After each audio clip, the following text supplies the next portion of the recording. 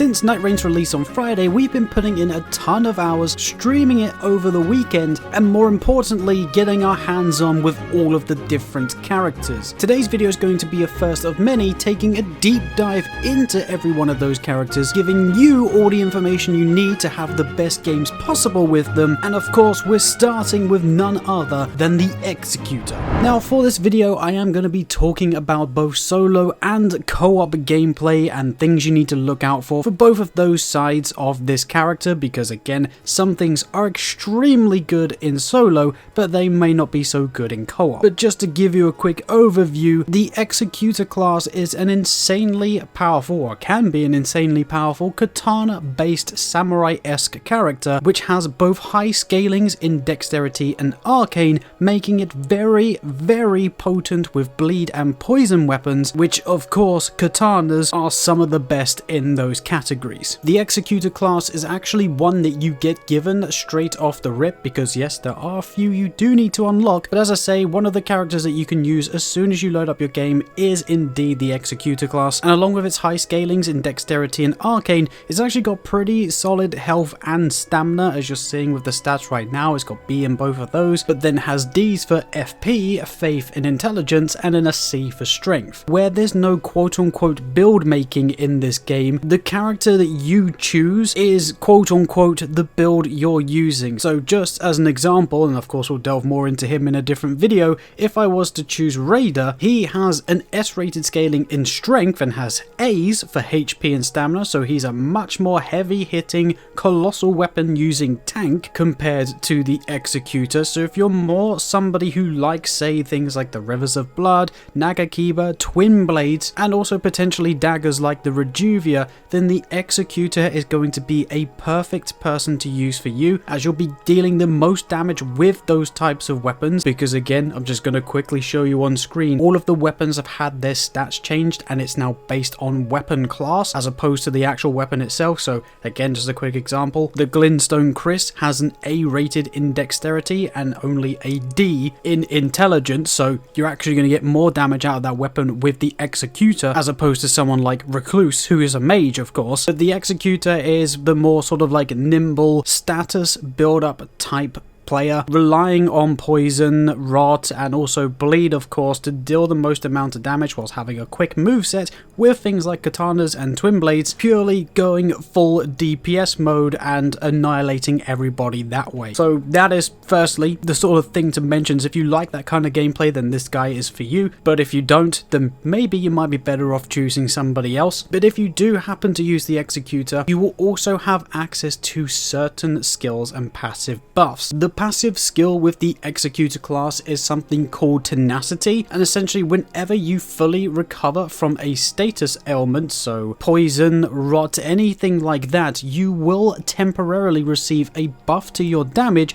and also stamina recovery speed, meaning that if you do get hit with those status effects and obviously get a lot of damage dealt to you, you can either quickly retaliate to do the final blow, doing extra amounts of damage, or get a stamina buff to allow you to sprint out the way or dodge out of the way, basically giving you a get out of jail free card. That is something that can be quite handy, especially against certain night bosses, which by the way, I'm only going to be showing footage of the first night boss because I don't want to spoil it for everybody, considering the game is still basically brand new. But even against the regular enemies, let's just say you go into a poison camp and you're getting surrounded by a bunch of those flowers and the perfumer is dealing a lot of damage to you as well. Those buffs might help you get out of those sticky situations, especially in solo, and allow you to recover and then go back in doing even more damage with that temporary attack buff. But more to the reason why you've probably heard about the Executor's name is actually both its character skill and its insane ultimate art, but we'll go through the skill first, because the skill of this character is a skill called Cursed Sword, which puts you into a different stance, allowing you to basically have access to the deflecting hard tier, or if you want to look at it this way, Sekiro in Elden Ring NightReign. This skill does not deplete and can be used at any time because you're basically using a different weapon, so you just pull that out at any time that you want. But one of the key things to note here is that whenever whenever you are in this mode or stance, your character will only be walking at this speed. You can dodge to move a bit quicker, but of course you'll be consuming stamina, but you will basically be walking as if you're holding a stance move, whether that be like unsheath and walking forward or square off and walking forward, that kind of pace. So really slow. But if you do happen to time your blocks correctly, so guarding at the time of an enemy hitting you, you will do a Sekiro-esque effect, obviously blocking the move and actually doing some stance damage to your enemies. But I'll be completely honest, there's very little times where this can be useful, at least during the expedition and especially during co-op. Because you move so slow, you can't really have this weapon up or the perfect deflect on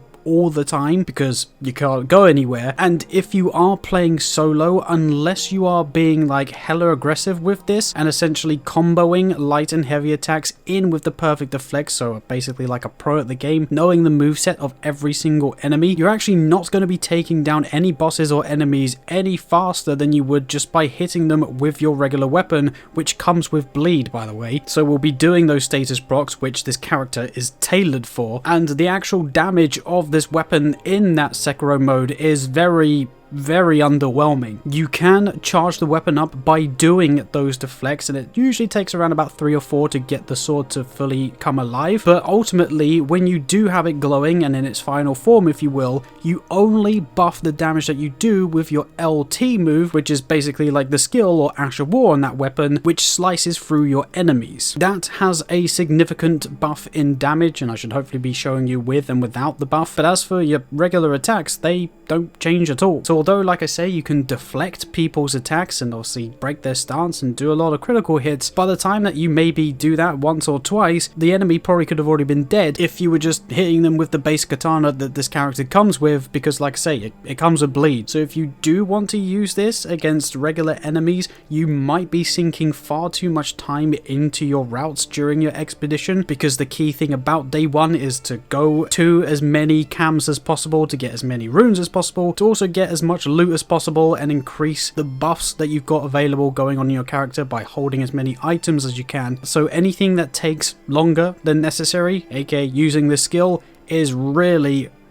bad. But saying that, you can still perfectly block spells and incantations and things like fire breath, so it is really useful in those sort of like night bosses where time is not an issue. So if you do just kind of want to play it perfectly or make sure you can perfect block everything and don't take any damage, then by all means use this skill, and then obviously you can swap back into your regular weapon to maybe get the riposte to do some bleed damage, and then rinse and repeat to get the most out of this skill. But that is mainly only good for solo, because as some of you who have probably played with randoms or have played co-op in general in this game so far, you may know that the tracking, or at least the aggro on certain bosses, can be a bit wayward. So one minute you're maybe fighting Margit or somebody else and they're fully aggroed onto you, but maybe an Iron Eye on your team or a Recluse or anybody for that matter might hit Margit or whatever boss you're up against, and then he suddenly swaps, and if he swaps and starts attacking somebody else, the whole point of the perfect deflect and stance breaking capabilities are null and void, because he's no longer attacking you, so you can't use it, and then you're just sat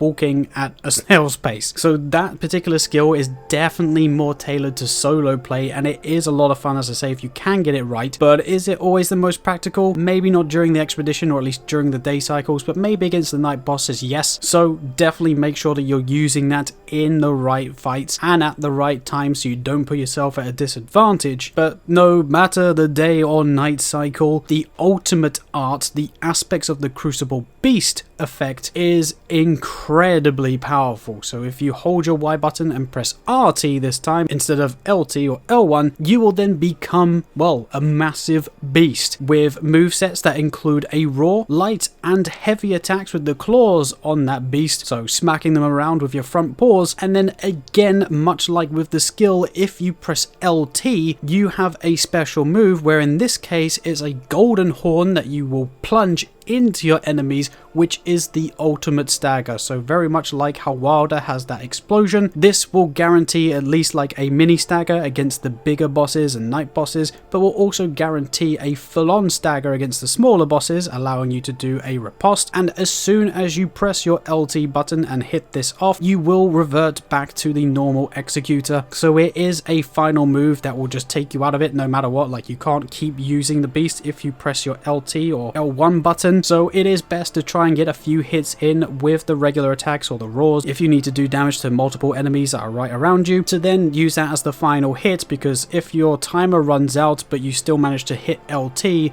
your attack will still fall through even if the time runs out. Another thing to note about this ultimate art as well is you can still take damage, like you still have a health bar, so if you are using it against a night boss or maybe like a whole bunch of enemies that do a lot of damage, there is a chance that you can be downed, and it is possible to be downed, so just bear that in mind as well. Just keep an eye on the timer, which the timer is the circle at the bottom, which indicates when you can and cannot use it, so just keep an eye on that as well as your health, and when that timer starts getting a little bit low, then you can use your ultimate to cause a stagger and go into a riposte with whatever weapon you had, again doing a whole bunch of damage at the same time. This character again synergizes really well, and as you can see does a lot of combos where you can break a stance, go back into your regular mode with a katana or whatever weapon that may be able to do bleed damage, poison, rob, whatever it is, to then do a critical hit, stunning them for a little bit, proc that bleed, build up your ultimate meters once again,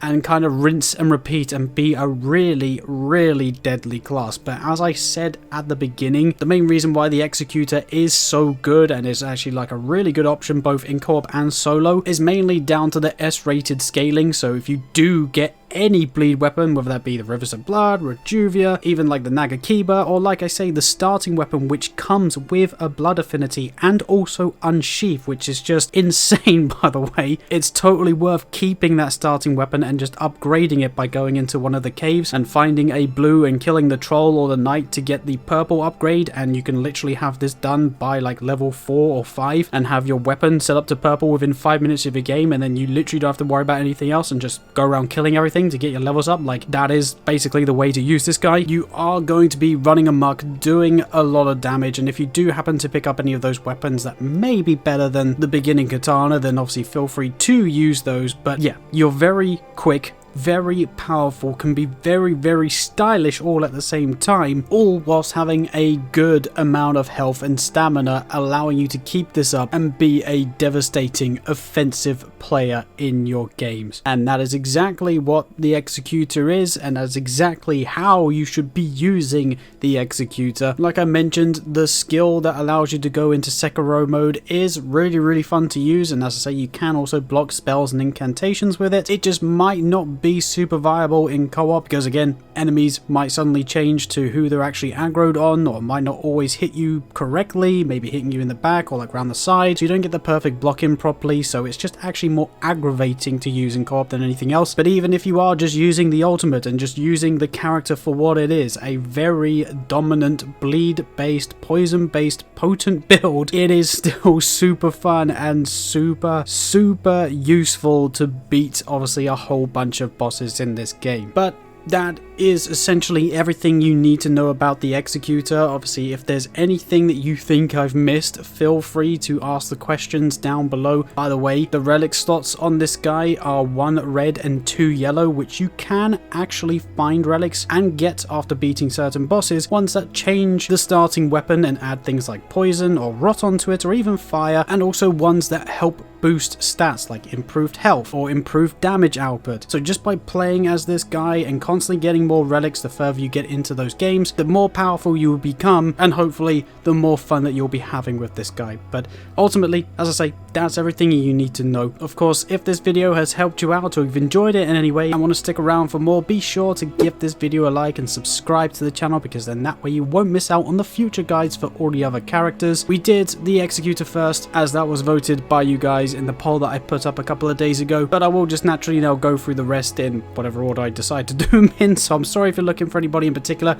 but I will get them out as quickly as possible. So whilst I go and work on those videos, I want to say a huge thank you for watching this particular one. I hope you're all having a great day and having fun with NightReign. Go and have an absolute blast with this Executor class, and I guess I'll catch you in the next video of whatever it is that we make. Bye bye.